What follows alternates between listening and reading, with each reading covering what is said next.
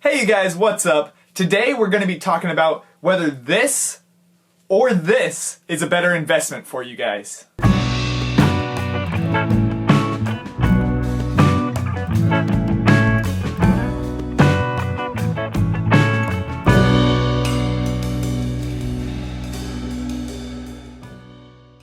I hope you guys are doing well. I hope you guys are staying safe. And today we're going to be talking about just the difference between camera lenses and camera bodies in terms of what's more worthwhile to spend your money on. This is a question that a lot of times at the beginning I found myself with a lot of confusion in. Should I invest more into my lenses? Should I invest more into my camera bodies? Or, just where should I spend my money? But today we're going to discuss the differences between kind of the investment perks to both of them, what's the pros to both of them, kind of compare that, and then get you guys maybe a little bit more solid of an answer for where you should be investing your money where you're currently at. So the first thing that's amazing about investing into lenses rather than cameras is that the technology stays relevant much longer than with a camera body. So when you invest into a camera body, typically 2-3 years from now, you're gonna have a much better camera body option available coming out for, probably a similar price. But when you invest into a good lens, it really stays true for a long time. Of course, lenses do have a couple of technology pieces that upgrade throughout them. For example, image stabilization or autofocus, things like that.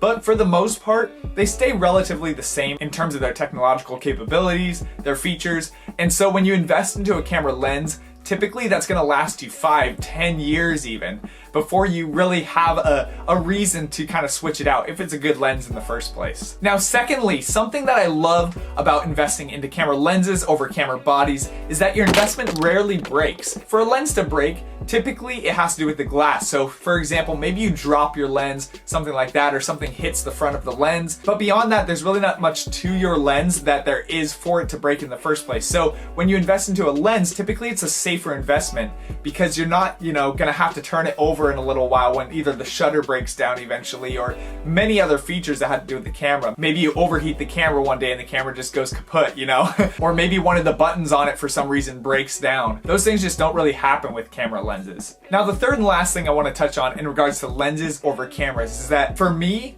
I would much rather have a bad camera with a good lens than a good camera and a bad lens. So what I mean by that is you can have a full frame 50 megapixel camera, but if the best lens you have for wildlife photography, for example, is maybe just a 200 millimeter, maybe f5.6 lens, you're not gonna get really that many, if any, good shots out of that camera because the lens is so bad. So even though the camera is so good, that lens is just not suited for the scenario that you're in. Whereas of course it's good to have both a good camera body and a good lens. If you have a bad camera body, and let's say maybe you have a 16 megapixel camera body, but you have a really nice, maybe let's say 300 millimeter, 2.8 f-stop, it's gonna get you amazing images of wildlife, even if the camera body's not that great. So yes, camera bodies are important, and we'll get to that in 1 second, but really without a good lens, you are very limited in how good of photos you can get. You have a cap on where you can go, and you can't really go much further than that cap. Now, switching over and talking about the pros with camera bodies. Now,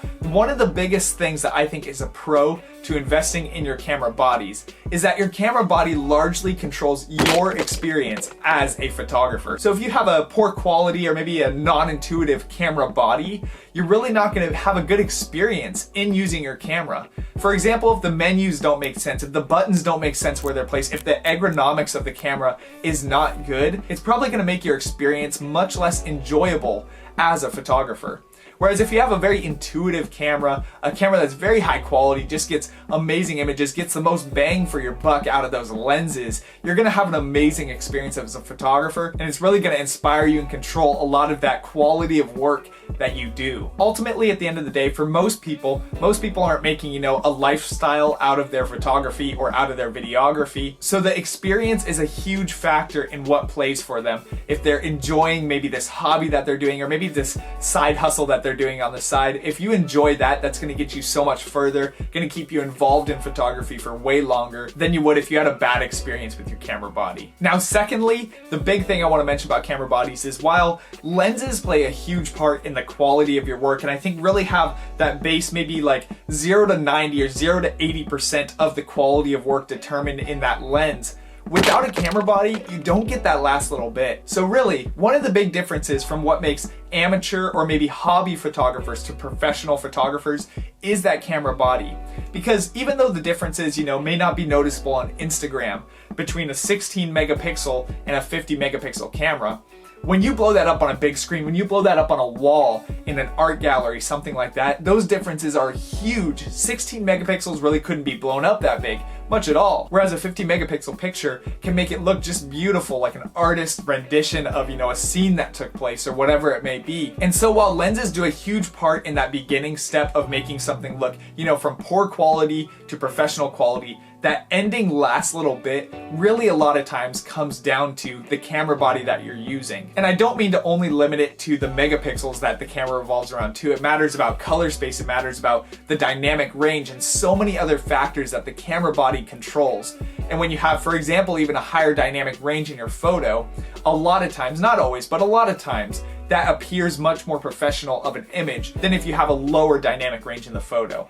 For example, if you ever look at an 11 stop dynamic range as compared to maybe a 15 stop dynamic range in an image, it looks drastically different. And the results just look night and day in terms of this person looks like, they do this for fun, this was a good, decent image, but this person looks like they do this professionally and they know what they're doing. So that camera body is just that last little step that brings it from being good to being great. Now, thirdly, when it comes to camera bodies, something incredibly crucial and important is if you're doing video work, camera bodies matter so much more than if you're doing photography work. Not that they don't matter if you're doing photography work. Everything I just said was both true for photo and video. However, if you're doing video work, video is so much more determined by the camera body than even photography. A lot of the reasons for that can be the ways that the camera shoots in terms of its codec and its frame rates, its resolutions. The color space is just so much different a lot of times of what it's able to capture when you're shooting video versus photo. So when it comes to video work, it is just so much more important to get a good camera body and a camera body that can shoot video well specifically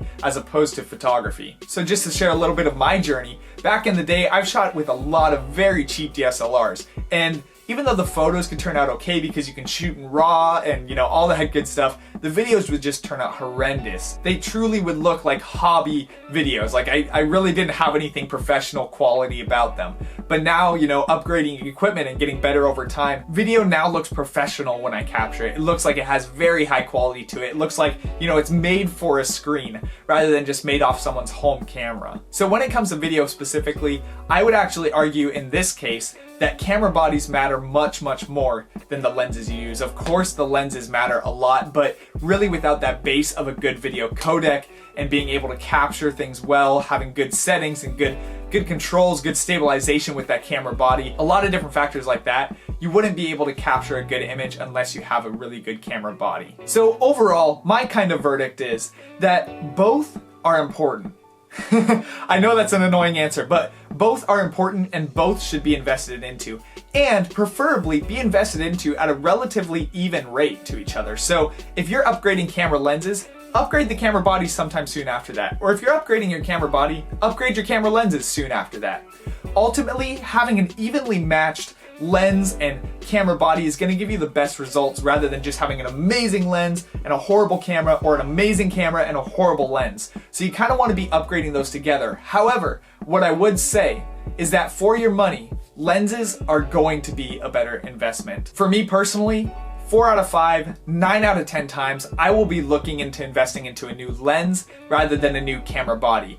Bang for your buck, it's worth it. And also a lot of times, like I said before, those pros of having a good lens is just so much higher because it lasts longer, it doesn't break as easy, and it really gets you that base amount of kind of what I was saying, that 0 to 80% in your quality is just not there without the lenses. So while the camera body is very important to the quality of your images, the lenses is really the biggest majority, in my opinion and in my argument, of how your quality of work is going to turn out. So invest into your lenses, spend time researching what best lenses are good for you to shoot the type of photos or videos that you're looking into doing. And the payout that you get for the quality that you get out of those lenses is just going to be probably quite a bit more than if you just invest into camera bodies or more heavily invest into camera bodies. However, again, don't neglect those camera bodies. Upgrade them when they need to be upgraded as well. But don't forget about lenses. Lenses are so underrated, and a lot of times a lot of people think, oh, I have a great camera body, so I don't have to worry about the good lenses, but the lenses are just as important, if not more important in a lot of situations. Thank you guys so much for watching. Don't forget to subscribe below. It helps me out a lot. Doesn't hurt you guys at all for subscribing. You can always unsubscribe at any time if you don't like the content that I'm putting out.